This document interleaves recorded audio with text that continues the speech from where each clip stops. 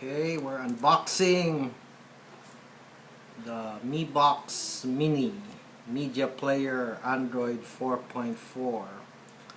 This was announced by Xiaomi last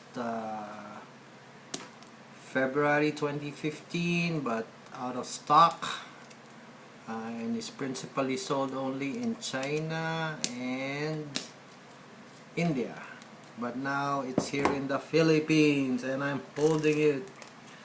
The future is here and it will be distributed.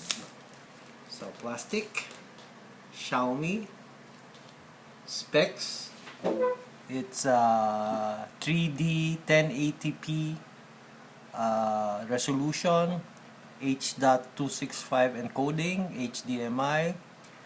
It's got 4 CPUs, it's a quad-core, plus 2 GPUs for graphics, 1 GB memory, 4 GB storage, and it's dual Wi-Fi, meaning 802.11n, which is 2.4, and also 5G, 802.11ac.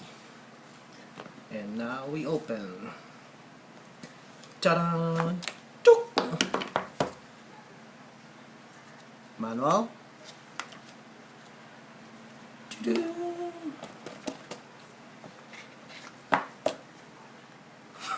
Sa liit nito eh. Akala mo charger. Hey man. Come on, open up man. Sikip man. Hey, unboxing video to. Ano ba? Ayun. The future is here and it will be distributed.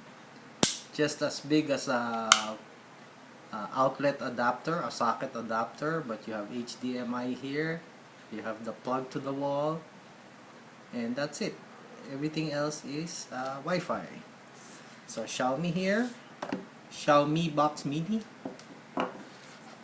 What is this? This is the cable, I think. Oh no, this is the cable.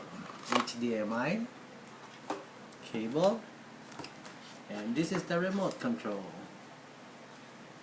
Remote. Hello. Bluetooth, via Bluetooth yung remote control.